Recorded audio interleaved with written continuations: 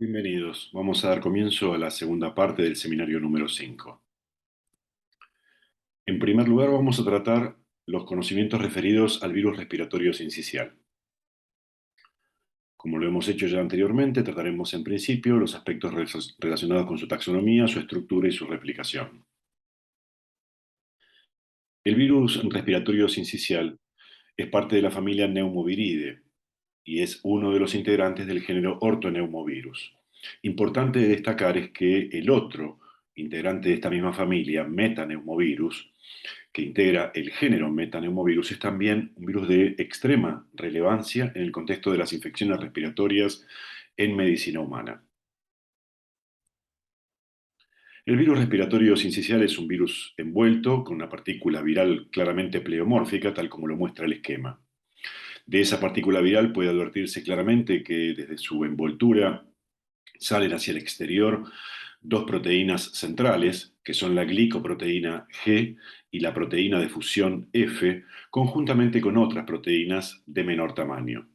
Hacia el interior encontramos las proteínas de matriz y más centralmente el material genómico, que es de tipo ARN, monocatenario, con polaridad negativa.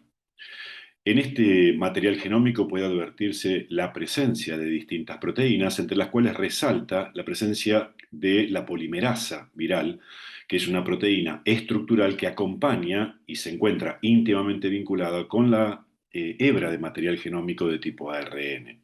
Conjuntamente con ello aparecen otras proteínas que son cofactores necesarios para la acción de esa polimerasa viral. En el contexto de la organización genómica, resaltamos en principio la presencia de dos proteínas que no aparecen en la estructura y que son proteínas no estructurales, que son la proteína no estructural 1 y no estructural 2, que veremos posteriormente directamente vinculadas como protagonistas de los mecanismos de evasión a a las estrategias que los interferones intentan instalar para controlar las infecciones virales. Como puede advertirse en esta imagen, los receptores celulares para el virus respiratorio sincicial son múltiples, pudiendo interactuar ellos tanto sea con la proteína F como con la glicoproteína G. Esas interacciones múltiples se van dando en forma concatenada, con mayor o menor afinidad, desde menor y a mayor afinidad, haciendo irreversible una vez que todas estas interacciones se han consumado. En ese contexto de interacciones, llevando adelante el primero de los pasos de la replicación viral, el ingreso del virus a la célula que infecta puede darse tanto por fusión entre la envoltura del virus con la membrana de la célula que infecta, como así también por mecanismos de macropinocitosis. Este último mecanismo suele darse cuando es imperfecta la interacción entre los receptores celulares y los ligandos virales. Una vez producido el ingreso del virus al interior celular, queda liberado en el citoplasma el material genómico, que ya dijimos era de tipo ARN, simple cadena con polaridad negativa. Tal como ocurre en otros ejemplos, ese material genómico sufrirá la transcripción para la génesis de mensajeros, es decir, de intermediarios de la replicación y de templados para poder ser traducido en proteínas gracias a la acción de la polimerasa viral, recordando que esta, por cierto, carece de actividad de lectura de prueba.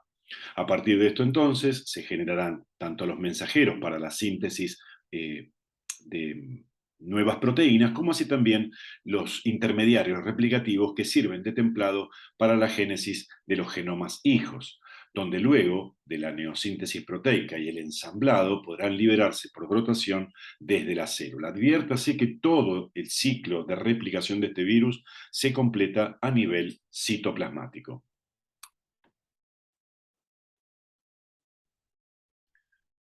Como un gran emblema de la patogénesis a nivel organismo del virus respiratorio sincicial, surge la entidad clínica de la bronquiolitis.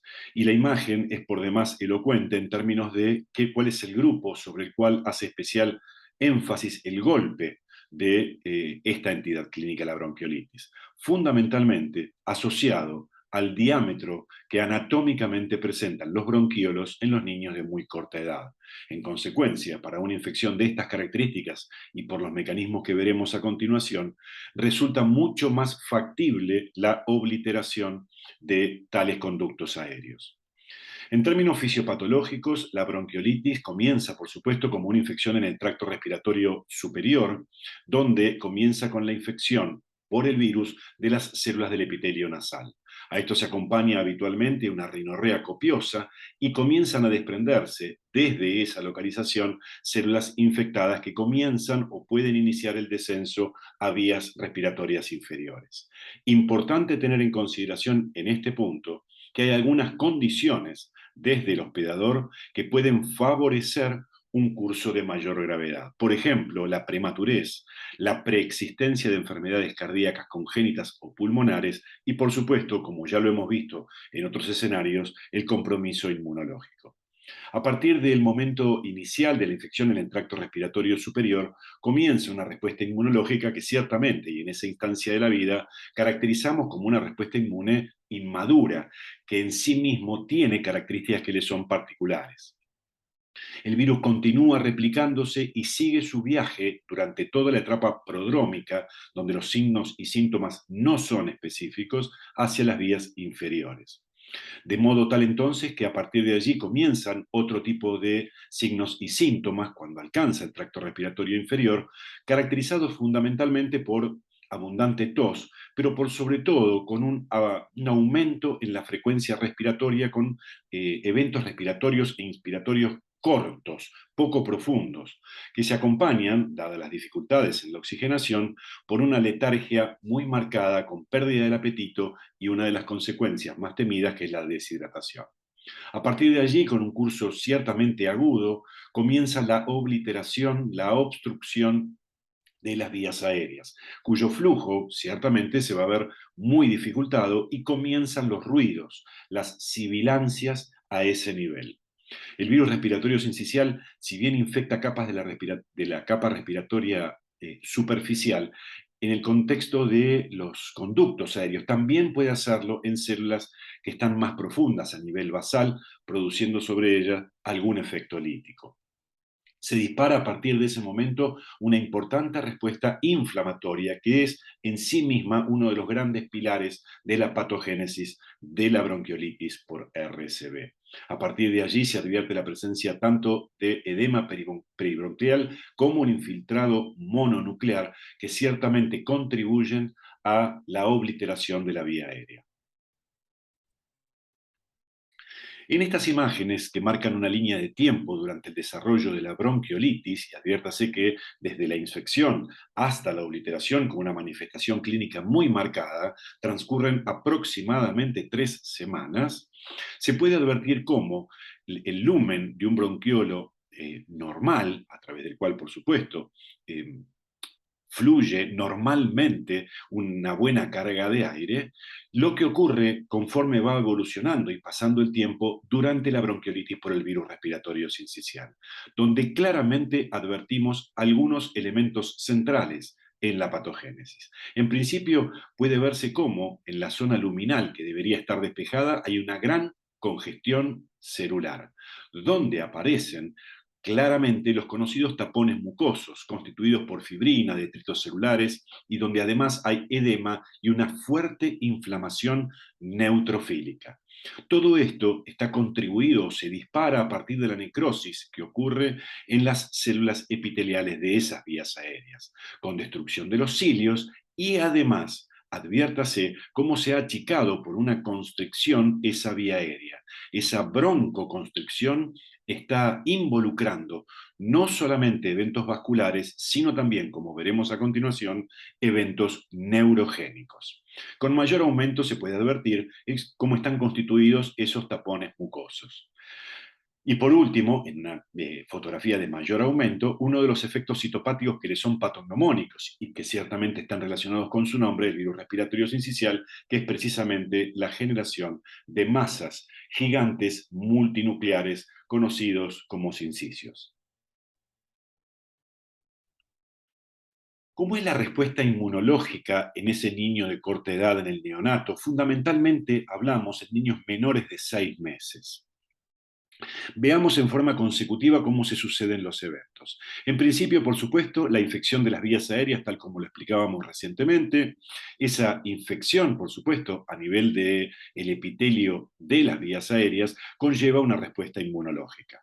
Ahora bien, es muy importante tener en consideración que la presencia de inmunoglobulina G materna, que pudo alcanzar ese compartimento tras pasar por la vía transplacentaria, juega un rol central en el contexto de la contención de esa infección. Posteriormente, y como consecuencia de la infección, uno de los eventos centrales es cómo responden esas células epiteliales a la infección, y es precisamente con la generación y liberación de un patrón ciertamente muy alterado en las características de las citoquinas liberadas. En ese contexto, y esta tríada es de especial relevancia, donde, primero, la linfopoyetina estromal tímica es en sí misma una de las grandes impulsoras de llevar el perfil hacia un perfil TH2, con un sesgo muy marcado hacia esa respuesta en concreto. La interleuquina 8, que es un gran factor de seducción para que hacia la vía aérea confluyan desde los vasos neutrófilos que comienzan a intentar controlar la infección, pero contribuyen también a un proceso inflamatorio y de destrucción celular. Y por último, la baja producción de interferones de tipo 1. Esta baja producción de interferones de tipo 1 ciertamente afecta la presentación antigénica y en sí mismo y en términos generales redunda en una pobre respuesta TH1. En consecuencia, entonces, como grandes eventos de lo que tiene que ver con una respuesta inmune, en el contexto de un neonato ante la infección por RCV, es necesario resaltar claramente que hay un sesgo muy marcado hacia una respuesta TH2, ciertamente en detrimento de una respuesta TH1 necesaria para el control de la infección, que contribuyen en forma definitiva al incremento en la inflamación en la vía aérea. Habíamos mencionado anteriormente que en la patogénesis de la obliteración de la vía aérea también había un componente neurogénico que contribuye o determina la broncoconstricción.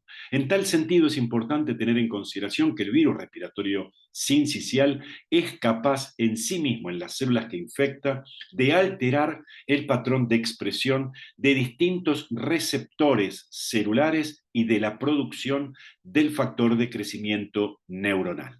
De modo tal entonces que a partir de ese momento, tanto con el ligando como con sus receptores, una vez que estos interactúan, son capaces de modificar toda la contractilidad a nivel precisamente de la vía aérea. De modo tal entonces que aumenta la secreción, por ejemplo, de acetilcolina, por ejemplo, también la mayor convocatoria de células inflamatorias que en su conjunto van a llevar a una mayor liberación de mediadores neurogénicos que en última instancia terminarán favoreciendo lo que conocemos o se caracteriza como inflamación neurogénica, dado que no solamente hay células inflamatorias, sino que también con origen nervioso se favorece la contractilidad del músculo liso como base central de la broncoconstricción que acompaña a la obliteración por congestión de la vía aérea. El virus respiratorio sincicial, siendo un virus de tipo RNA y con una polimerasa que se equivoca, tiene la posibilidad de generar variantes. Pero ciertamente en lo que hace a los mecanismos de evasión a la respuesta inmune, tiene estrategias que son particularmente más eficaces que la variación antigénica. Y estas centralmente son las siguientes. Puede advertirse, como habíamos dicho en un comienzo, que dos proteínas no estructurales, la NS1 y NS2, conjuntamente con la nucleoproteína, son capaces de suprimir la producción de interferones de tipo 1. Por otro lado, la glicoproteína G cobra un protagonismo central. Esta glicoproteína G es capaz de ser liberada desde las células infectadas en forma libre, soluble al medio extracelular.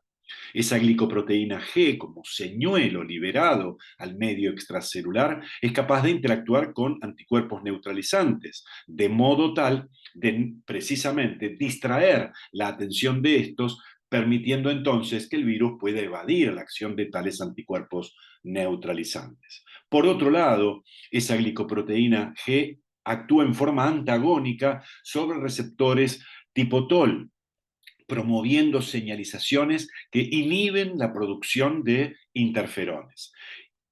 Y por último, como ya había mencionado, esa glicoproteína G tiene la posibilidad de esbozar variantes que le permiten escapar a los anticuerpos neutralizantes. Cambiando de tema, vamos a iniciar los contenidos referidos a los rinovirus humanos. Vamos a ver aspectos taxonómicos de su estructura y replicación en primera instancia. Los rinovirus integran una familia muy extensa y de amplia relevancia en medicina. Es la familia Picornaviridae.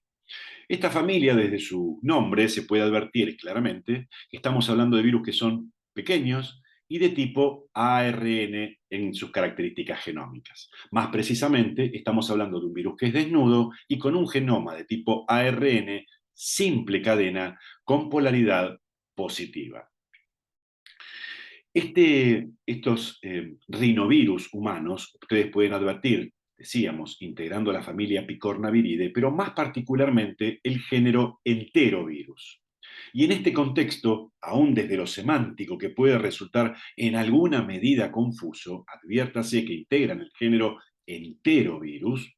Los rinovirus, precisamente, así como posteriormente veremos dentro de los enterovirus D al enterovirus D68, integran especies dentro de ese género. Los rinovirus que conocemos como rinovirus A, B y C. Conociéndose en conjunto de estas tres especies de rinovirus, más de 170 serotipos diferentes que no otorgan protección cruzada entre sí. Consecuencia de ello, ustedes podrán ya directamente razonar que las infecciones por los rinovirus pueden darse, y entendemos por qué, en forma repetitiva, pues la respuesta inmune instalada contra un serotipo no protege frente a los otros. Desde el punto de vista genómico, los rinovirus guardan características que ciertamente, por supuesto, los emparentan con todo el resto de los picornavirus y decíamos que en términos generales es un ARN simple cadena con polaridad positiva. Ahora bien, en ese contexto de ARN simple cadena con polaridad positiva, se advierte la presencia de un marco abierto de lectura único donde están codificadas distintas proteínas estructurales y proteínas no estructurales. Pero nos aparece una región que me parece relevante poner en relieve inicialmente porque en distintos seminarios hablaremos de ella, aunque también ya fue mencionada en forma precedente en los seminarios introductorios. Y hablo precisamente de una región ubicada en el extremo 5' de ese material genómico que no se traduce a proteínas y por tanto se la conoce como una región que no codifica para proteínas en el extremo 5', abreviada como 5' UTR, o región que no es traducible, que no genera proteínas. Importante que dentro de esa región 5' que no codifica para proteínas, aparece una región conocida como IRES, que significa el acrónimo sitio interno de entrada al ribosoma, que le permitirá a estos genomas pertenecientes a esta familia con mayor o menor eficiencia, según el caso, pero importante, ingresar para su traducción en el surco ribosomal en forma CAP independiente. Sobre esto volvemos en unos minutos.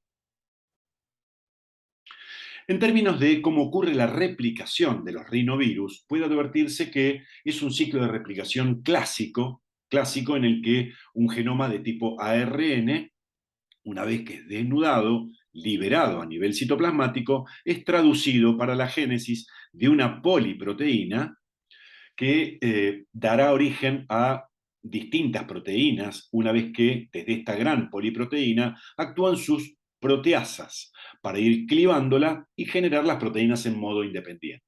Por otro lado, se replica el material genómico gracias a la acción de la polimerasa propia del virus, y una vez que todas esas proteínas neosintetizadas y los genomas hijos también neosintetizados terminan ensamblándose, se irán generando cápsides inmaduras que luego, por distintos clivajes en sus proteínas, madurarán para su posterior liberación por mecanismos no líticos o eventualmente líticos. Importante para tener en consideración en este sitio es que puede advertirse que dependiendo de la especie de rinovirus, vemos que los receptores celulares no son todos los mismos. Es importante recordar, cada uno de los receptores definitivamente no lo es, pero en algún caso veremos que algunas de las especies, como el caso de los rinovirus C, que interactúan con receptores de tipo caderina, guarda ello una relación directa con la posibilidad de asociarlo con eventos asmatiformes.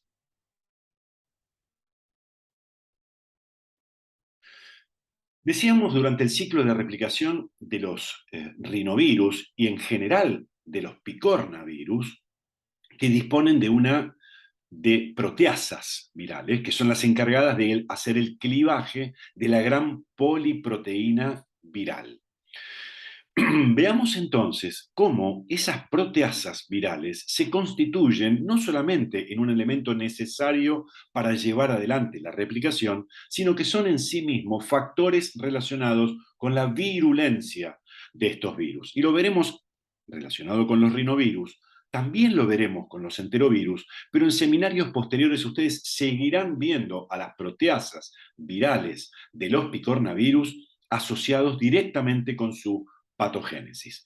Vemos por qué ocurre esto y adviértase claramente cómo la proteasa, en este caso una de ellas, de los rinovirus, puede inclivar factores celulares, son estas proteínas que aquí aparecen como factores eucarióticos de iniciación de la traducción, que necesitan interactuar con los extremos CAP presentes en los mensajeros celulares. Esta es la estructura de un mensajero celular que para poder ingresar en la estructura ribosomal necesitan tener ''esa estructura de capuchón, presente o constituida en sí mismo por proteínas celulares que interactúan con el extremo 5' de los mensajeros.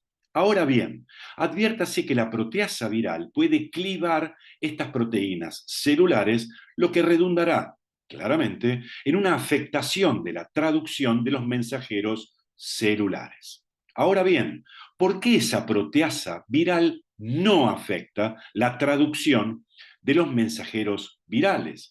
Porque ese factor eucariótico, adviértase, tras clivar a esos factores celulares que aquí aparece ya clivado por la proteasa, puede en ese estado clivado seguir interactuando con el sitio interno de entrada al ribosoma, el IRES, que anteriormente veíamos, que es nada más que una estructura conformacional que toma el ARN, que le permite interactuar con esos factores de transcripción y de este modo continuar con el proceso traduccional. Es decir, que estamos diciendo que selectivamente las proteasas virales inhiben la traducción de los mensajeros celulares sin afectar la traducción de los mensajeros virales. Esto es definitivamente en sí mismo un mecanismo de patogénesis, que por otro lado y del mismo modo puede impactar en el contexto de lo que es la evasión a la respuesta inmunológica.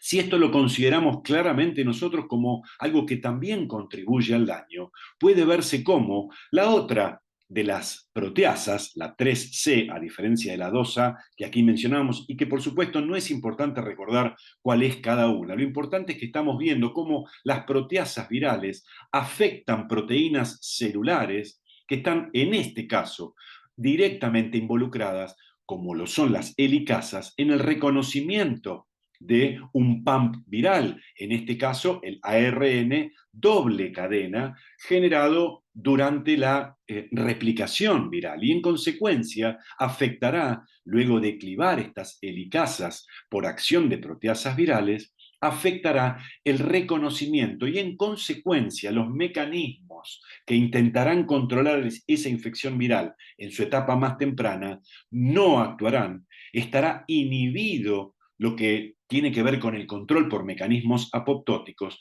Por tanto, la replicación viral podrá continuar y el destino de la célula, en lugar de la muerte por mecanismos no inflamatorios, como puede ser la apoptosis, ocurrirá un mecanismo lítico que eventualmente sí lleve a un mecanismo en el que se involucre también el componente inflamatorio. En ese mismo contexto, pero ya en términos, si se quiere, un poco menos molecular respecto de lo que veíamos recién, adviértase cómo la infección de los rinovirus, utilizando los distintos receptores que ya anteriormente mencionábamos, directamente relacionado con qué especie de rinovirus es el que está infectando, lo importante es que nosotros podamos volver a ver nuevamente cómo un patrón de factores solubles liberados desde las células infectadas van a convocar a una serie de células de la respuesta inmunológica que serán en sí mismas las grandes responsables del daño a nivel celular. No es que el virus, los rinovirus en sí mismos tengan un fuerte potencial citopático directo. Por demás, el daño está fundamentalmente centrado en la respuesta inmunológica que se desencadena frente a esa infección. Pero importante más aún es como lo veíamos en el caso de virus respiratorio sincicial, esas células ciliadas del epitelio respiratorio bajo que se encuentran infectadas por los rinovirus secretan una serie de factores solubles que en este caso componen o están compuestas por distintos factores que son capaces de remodelar todo lo que tiene que ver con la vía aérea. Y en este caso particular adviértase cómo entre esos factores de crecimiento del endotelio vascular o factores de crecimiento epidérmico o de los fibroblastos, entre otros, son capaces de activar a células del tejido conectivo, lo que lleva a estas células a la producción de proteínas de matriz que empiezan a congestionar y a dificultar la motilidad de esa vía aérea, dificultando, por supuesto, todo lo que tiene que ver con los mecanismos de movimiento habituales. Por otro lado, los rinovirus son capaces de afectar uniones intercelulares y véase cómo, por ejemplo, en la zona occludens, las uniones estrechas están ciertamente afectadas. La afectación de las uniones intercelulares y el flaqueo de las mismas, obviamente que deja abierto un camino para que distintos microorganismos, entre ellos el Haemophilus influenzae como gran paradigma, puedan afectar esa mucosa respiratoria. Asimismo, la propia infección de neumocitos por los rinovirus alteran el patrón de citoquinas. Esto hace que se modifiquen los niveles de expresión de moléculas en superficie, por ejemplo, propiciando aún más la propia infección por los rinovirus o eventualmente facilitando los procesos de internalización de otros microorganismos como el Staphylococcus aureus. Asimismo, también se puede facilitar la expresión de receptores para otras bacterias, en este caso, el receptor para el factor de activación plaquetario, que es la gran puerta de ingreso para el Streptococcus pneumoniae. Todo esto en el contexto del epitelio, pero como si esto fuese poco, la exposición de macrófagos alveolares a los rinovirus, que si bien no se infectan en forma productiva por este agente, la exposición de los macrófagos hace que el patrón de citoquinas que estos macrófagos expuestos a rinovirus producen tenga una producción alterada de citoquinas que normalmente actúan exacerbando su capacidad microbicida. En consecuencia, las bacterias encontrarán a macrófagos que, tras exponerse a los rinovirus, han perdido competencia para el control de la infección. En el caso de aquellos individuos que tengan sensibilización previa para fenómenos alérgicos, es claro, tal como ustedes lo han visto en inmunología, que existe en esas personas cierto sesgo hacia la respuesta TH2. Ese contexto de una respuesta sesgada hacia un perfil TH2 claramente está emparentado con una mayor producción de citoquinas, por ejemplo, interleuquinas 4 y 13, que en sí mismo son grandes responsables en lo que hace a regular positivamente la expresión en células del epitelio respiratorio de quien es uno de los grandes receptores de los rinovirus, la molécula ICAM1. Y en consecuencia, lo que va a conducir, sin dudas, este fenómeno es a incrementar los niveles de infección por células del epitelio bronquial por los rinovirus humanos. Asimismo, ese mismo perfil TH2 claramente va a ver ciertamente afectada la posibilidad de control inmunológico de la infección viral y en consecuencia la replicación viral podrá verse facilitada ante el déficit de su control y en consecuencia y en forma confluyente se incrementará la gravedad de la infección por rinovirus en aquellas personas que tengan de base sensibilización alérgica. En ese contexto, y particularmente, quizás ya alejándonos, no necesariamente de los niños en la corta edad, sino que estamos hablando de personas en cualquier edad, pero fundamentalmente hablamos quizás en niños aproximadamente desde los 5 años en adelante, se relaciona a los rinovirus directamente con fenómenos de exacerbación del asma. En este contexto tiene que ver con aquellos niños que, por ejemplo, pudieron haber padecido una infección precedente por virus respiratorio sincicial en edades muy tempranas, menores a los 6 meses, donde se deja claramente sentado una suerte de precedente, una impronta de sensibilización previa por todos los elementos que describimos previamente, en términos neurogénicos y en términos de ese sesgo hacia una respuesta de tipo TH2. En consecuencia, las infecciones por rinovirus, que pueden ocurrir en cualquier momento del año y ciertamente gracias a la enorme variedad de serotipos que tienen en forma repetitiva año tras año, hacen que en sí mismo haya una gran dificultad para contener esa infección aguda que puede prolongarse en el tiempo y producir en consecuencia exacerbaciones de fenómenos asmáticos, porque como veíamos en la diapositiva previa, también esas infecciones, cuando hay sensibilización alérgica, conducen a infecciones de mayor severidad. ¿Por qué existe esa asociación entre, en particular, la especie C de los rinovirus y el asma?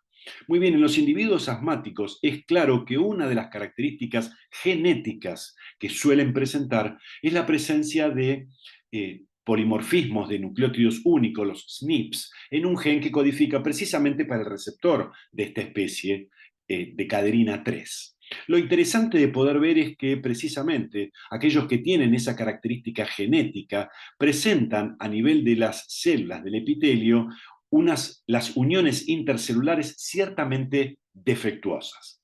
Esas uniones intercelulares que son defectuosas permiten entonces que los receptores de caderina se encuentren mucho más expuestos en los individuos que tienen esta característica genética y en consecuencia esos receptores celulares están, gracias a su mayor exposición, más accesibles a la infección por rinovirus.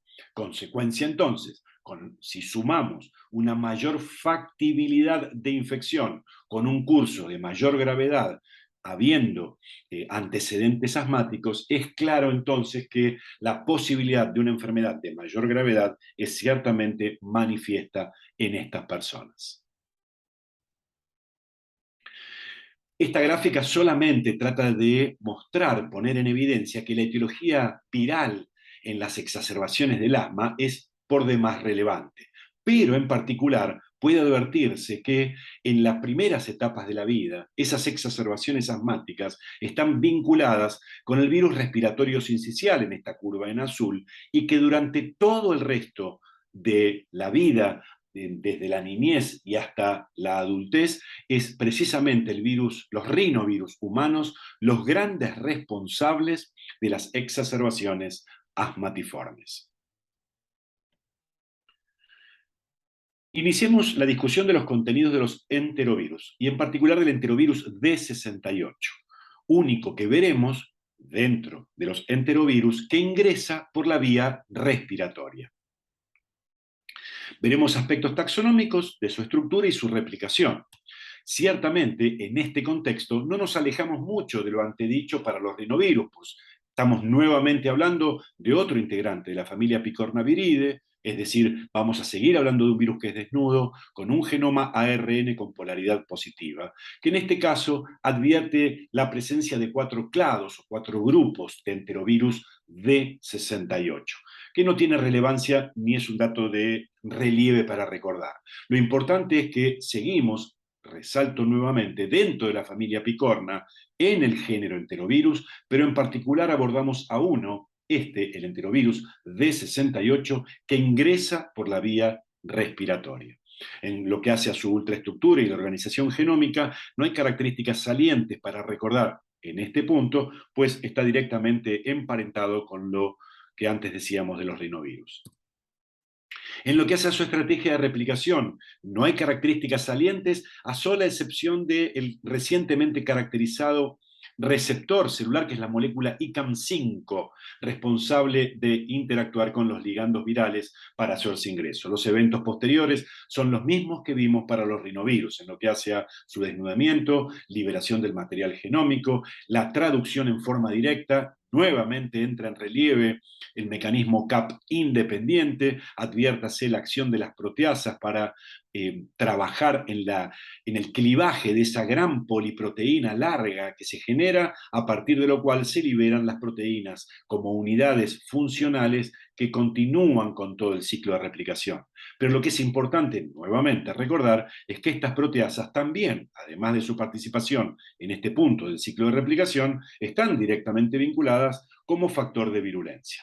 Luego, por supuesto, sobreviene el ensamblaje a partir de los componentes neosintetizados, proteicos y genomas, y la liberación por mecanismos líticos y no líticos, tal como lo veíamos con los rinovirus anteriormente.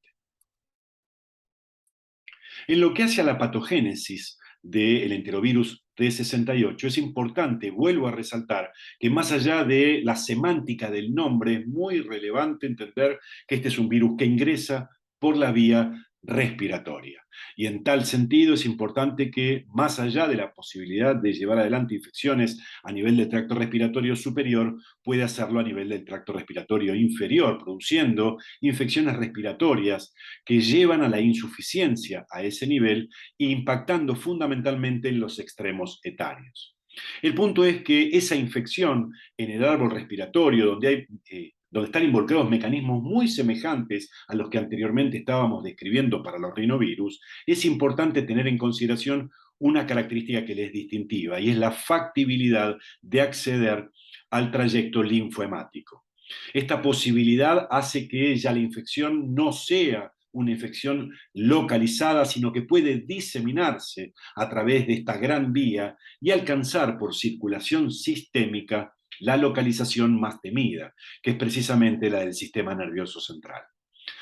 El acceso al sistema nervioso central puede darse directamente por la vía hematógena, como así también puede darse luego de una replicación, si se quiere, intermediaria en los miocitos, y desde estas células y a través de la placa neuromotora, por vía axonal retrógrada, es decir, casi como actuando, dando marcha atrás a través de estos axones, llegar hasta el asta anterior de la médula espinal, donde es capaz de ejercer un efecto citopático directo con lisis neuronal que redunda en una parálisis flácida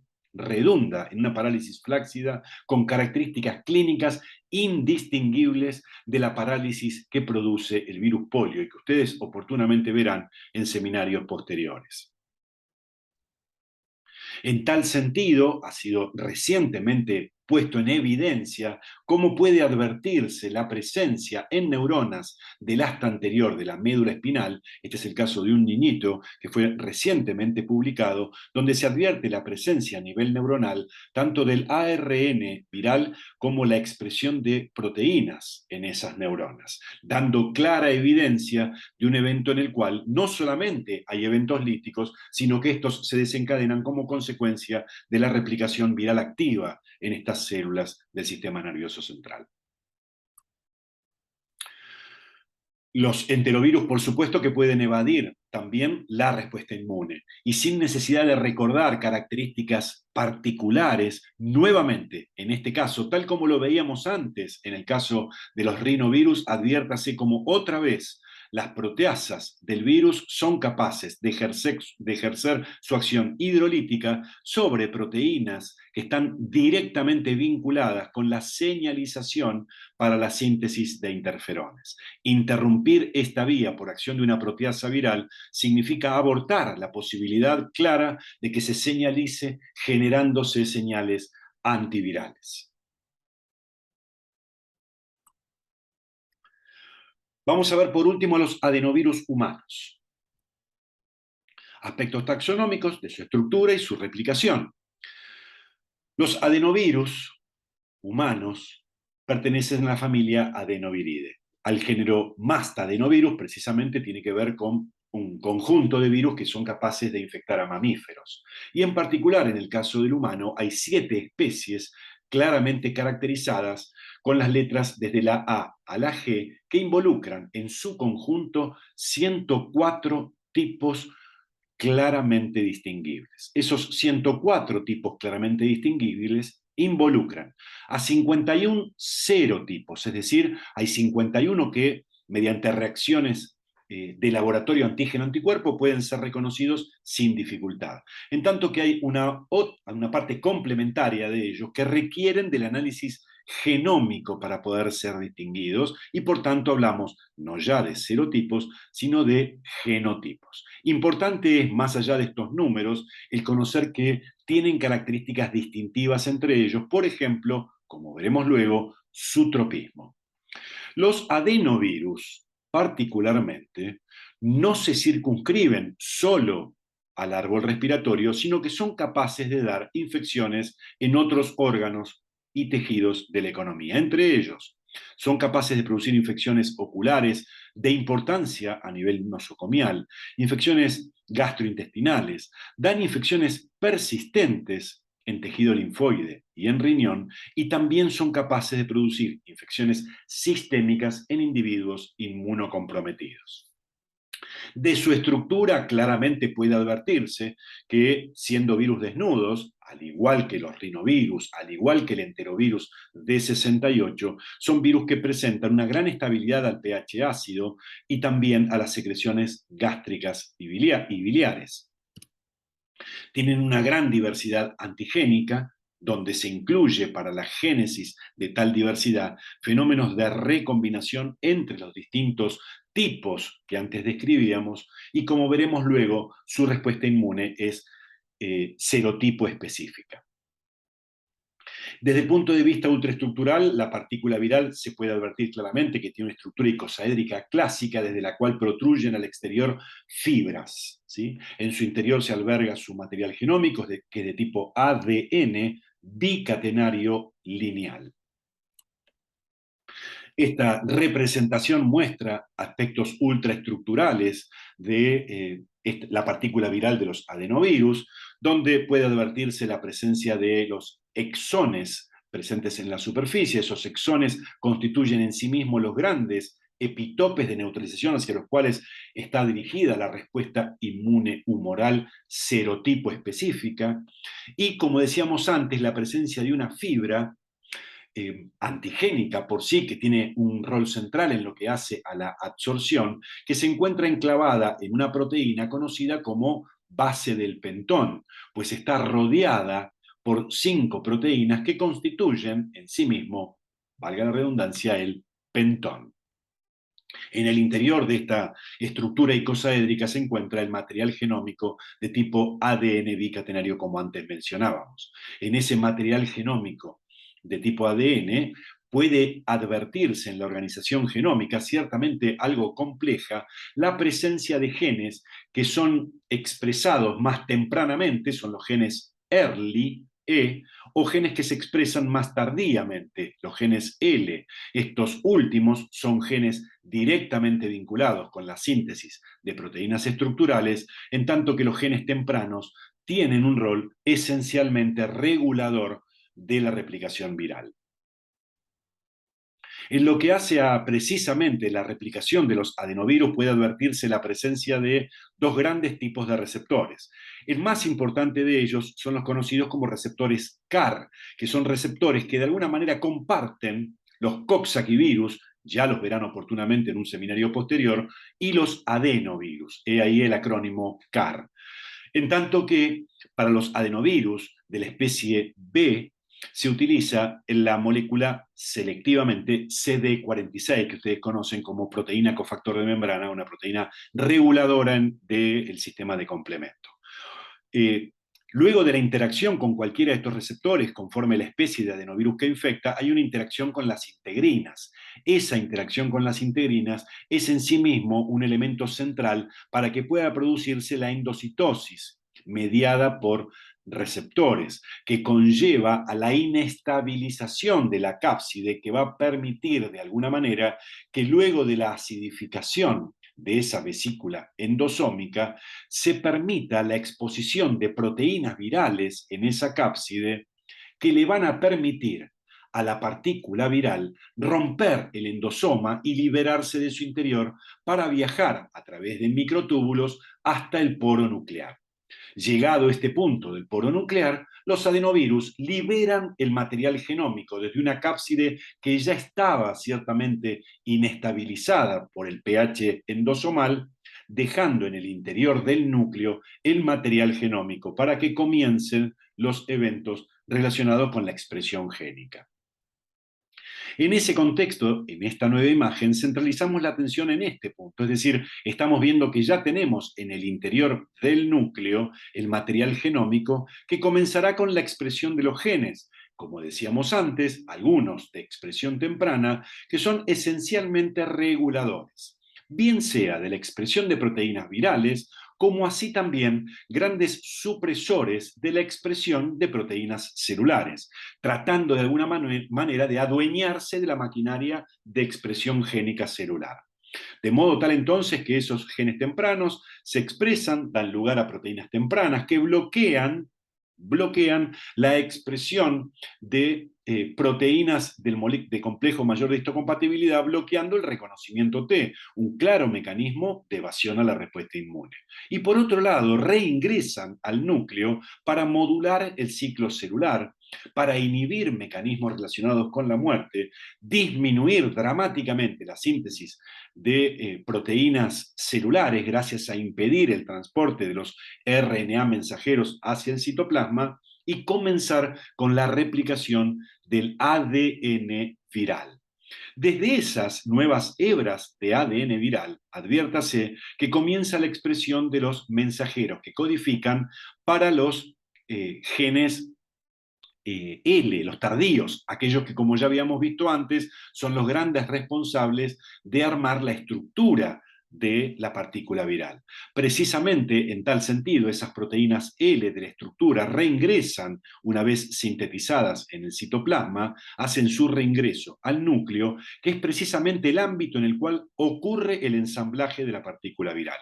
Como consecuencia de tener los genomas y las partículas o las proteínas neosintetizadas, se ensamblan las partículas nacientes que deberán ser liberadas por lisis celular desde ese ámbito.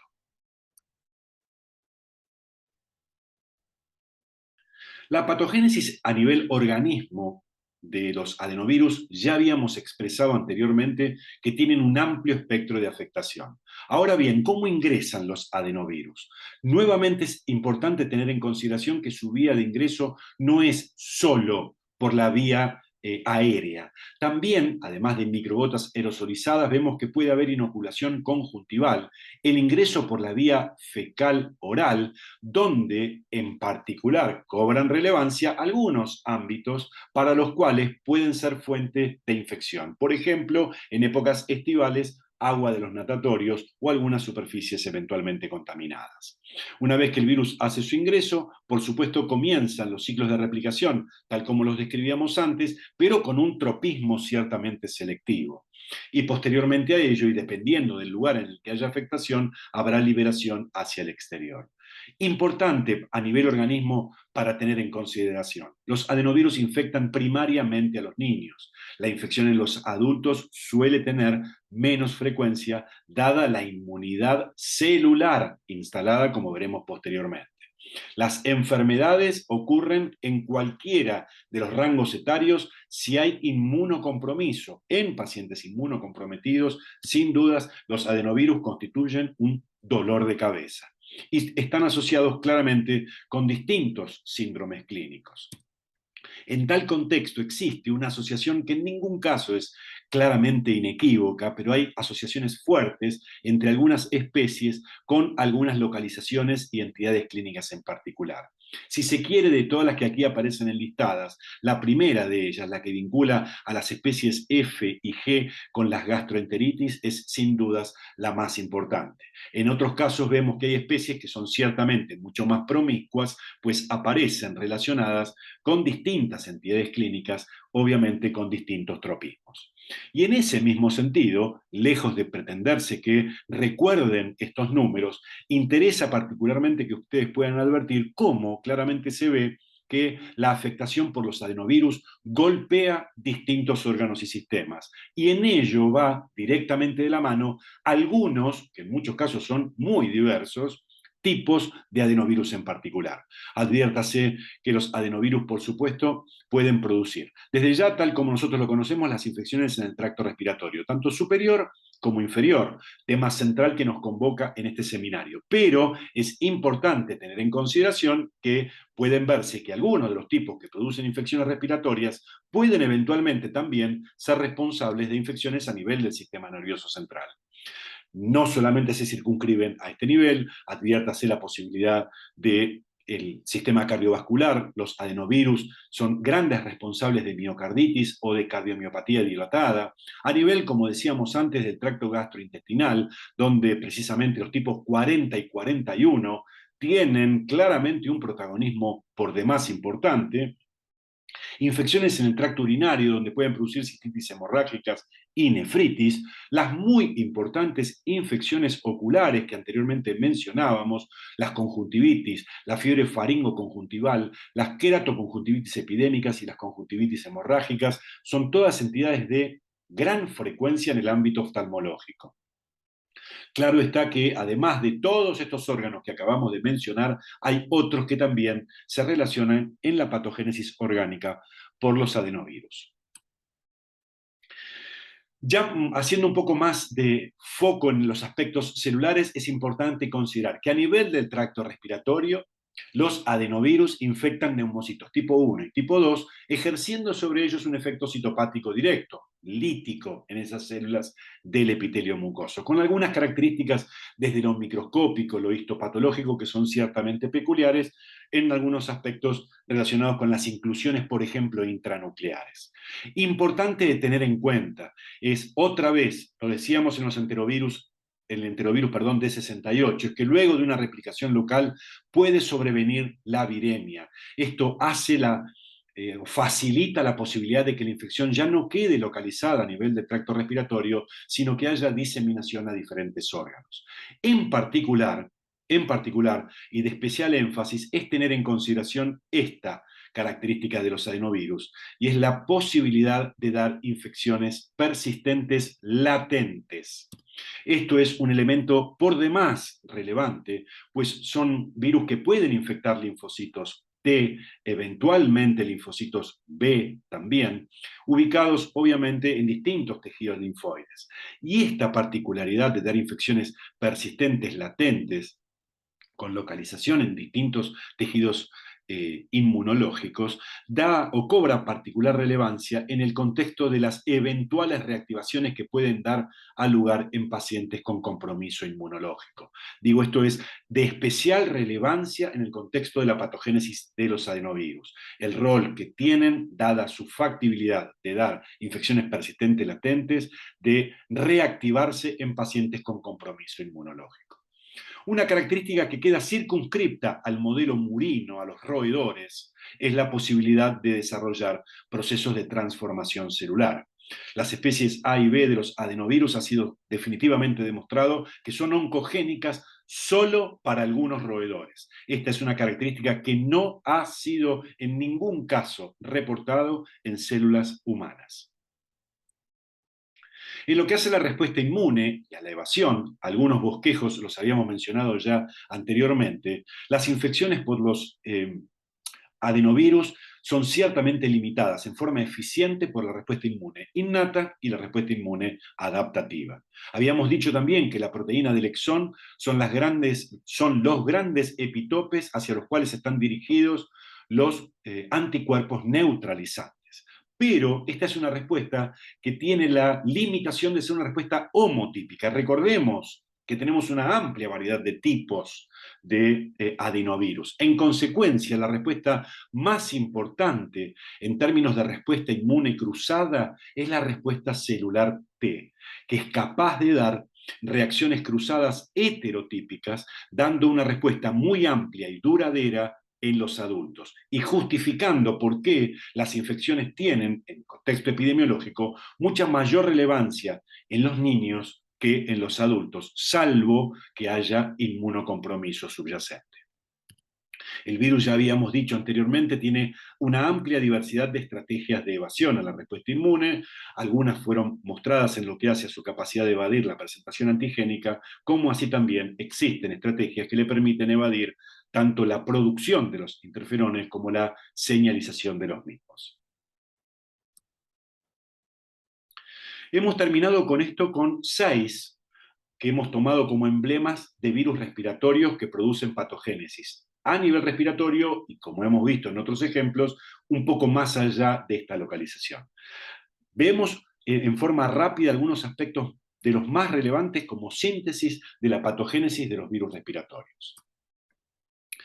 A nivel organismo ya hemos dicho entonces que las enfermedades pueden ser a nivel del tracto respiratorio superior o a nivel del tracto respiratorio inferior, al que pueden acceder claramente por infección directa de las células pulmonares, por diseminación por contigüidad o por diseminación hemática, evento este que está ciertamente circunscripto a los citomegalovirus y a hospedadores con compromiso inmunológico. Lo que es importante de resaltar es que en términos generales esa progresión desde el tracto respiratorio superior hasta el inferior está directamente vinculada con la virulencia intrínseca del agente en cuestión, esto relacionado con el virus, como así también con factores relacionados con el hospedador.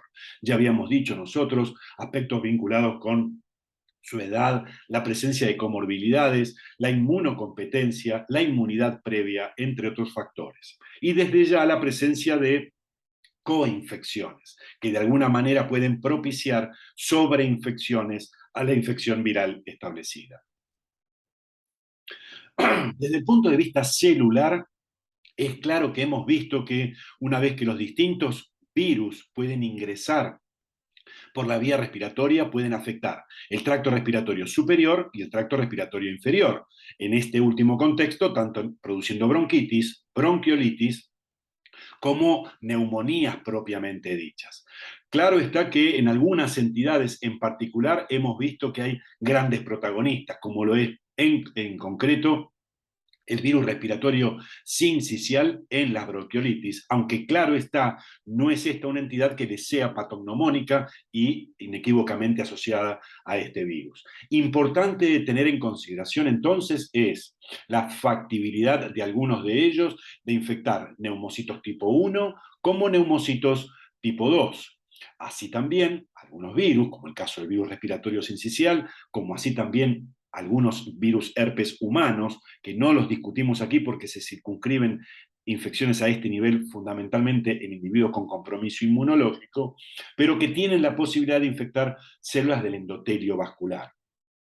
Estos niveles de afectación a nivel de células epiteliales y de células endoteliales ciertamente albergan o reúnen a muchos de los agentes que hemos visto a lo largo de este seminario.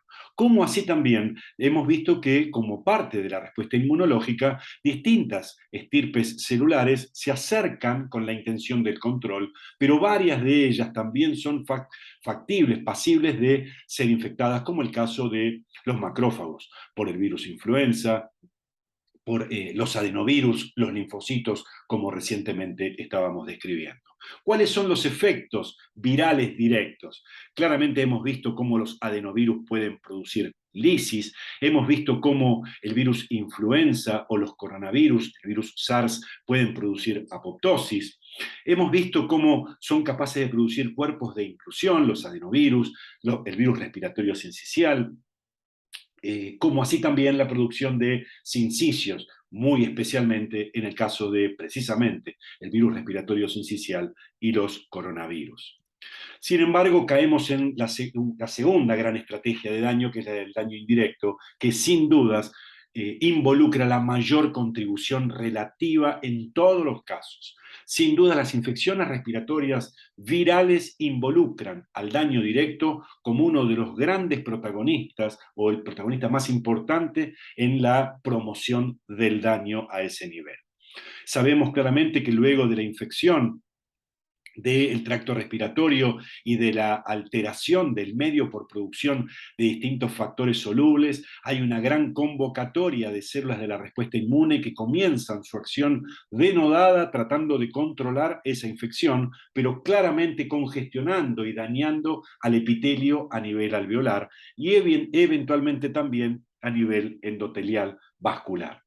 Consecuencia de esa congestión, de una gran producción de citoquinas, claramente desde aquí el destino de esta infección en el tracto respiratorio inferior puede dividirse en dos grandes caminos. Por un lado, la resolución, que requerirá que haya citoquinas antiinflamatorias, una respuesta inmunosupresora, para que de alguna manera traiga tranquilidad a un ambiente que estaba ciertamente convulsionado por la respuesta inmunológica. Esto es una condición indispensable para que haya reparación tisular y un regreso a la homeostasis.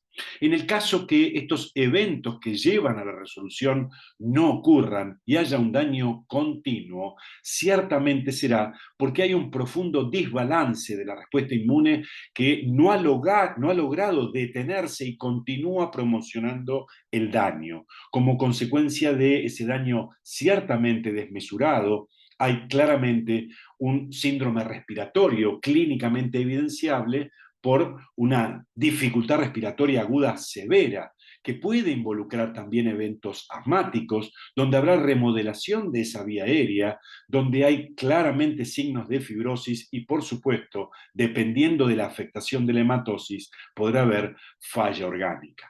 No debemos olvidarnos la relevancia que tienen las sobreinfecciones bacterianas como eventos desencadenantes de una clínica de mayor gravedad.